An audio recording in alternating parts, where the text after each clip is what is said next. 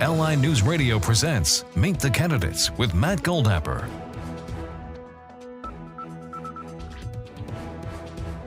.1039 LI News Radio. I'm Matt Goldapper. With me, Judge Richard Horowitz. How are you, sir? I am very well. Thank you very much for coming in today. My pleasure. So tell me a little bit about yourself. You are presiding over the first court, is that correct? I'm the first district court judge. And tell me what kind of cases you see. I handle criminal cases. I handle the mental health treatment court, the drug treatment court, and our newly developed human trafficking court. And in addition, I am also appointed by the chief judge of the state as the supervised judge of the district court. So I have some administrative responsibilities as well. There you go. That's a pretty impressive resume for Thank you. So tell me, a lot of people when they go out on election day, we'll be honest, they don't really know what they're looking for. They might vote party lines, they might whatnot. When someone's looking at a judge, what kind of information that you suggest they do, and also what's in your background that makes you the better candidate for judge? Excellent question. Well, I've been practicing law for about 27 years now.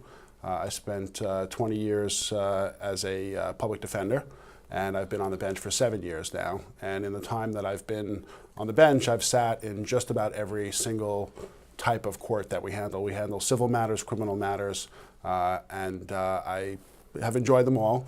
Criminal is the area that I prefer to preside over. Mm-hmm. And when you are looking at a judge, you know, as you point out, people very often will vote party line or if they recognize someone's name.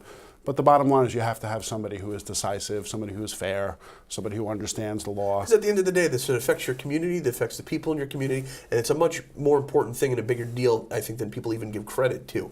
You know, you want somebody that's going to represent their beliefs or whatever you got going on that's going to be fair, because that's going to affect your community. Right. And judges are very limited in what they can say. Mm-hmm. Judges cannot make promises, they cannot make pledges, but they can certainly tell you what they have done. And I'm very proud of what I've done in the years that I've served as an attorney, and certainly that I've served as a judge.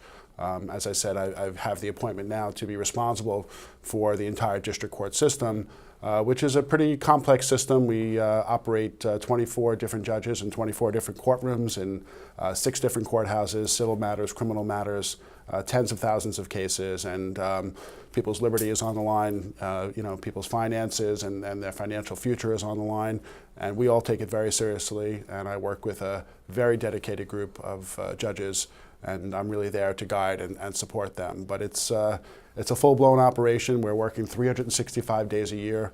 Somebody is always working in the arraignment part. Somebody is always available handling search warrants. It's a very complex operation with a lot of moving parts and a lot of wonderful people, and not just the judges, but the court staff as well. All right, so can you tell me how long you've been a judge exactly, and what you did prior to that really got you to this spot? Sure. I've really only had 2 jobs in my legal career. As I said before, I was a public defender in New York City for 20 years, and I was fortunate enough to be elected in 2006 as a district court judge out of the 4th District Court. So those are the only legal positions that I've ever held.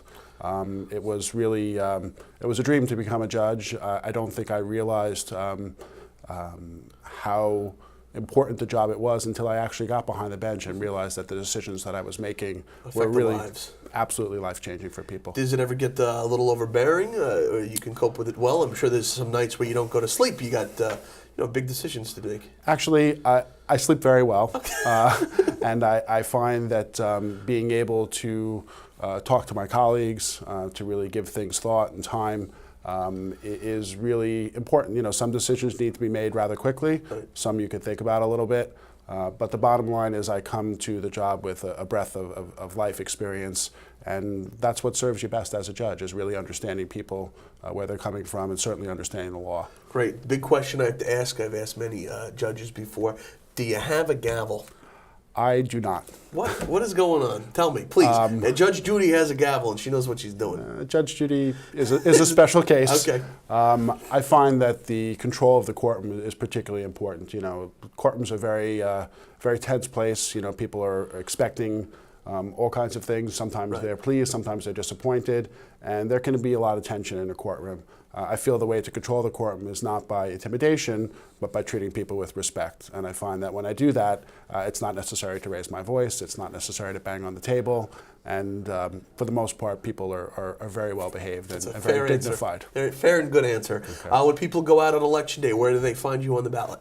I believe I will be right in the middle of the ballot after the county court, after the county offices in the first district court spot. There you go. Judge Richard Horowitz would like to thank you very much for coming in today. Thank you, Matt. Wish you the best of on election day. This is 103.9 LI News Radio.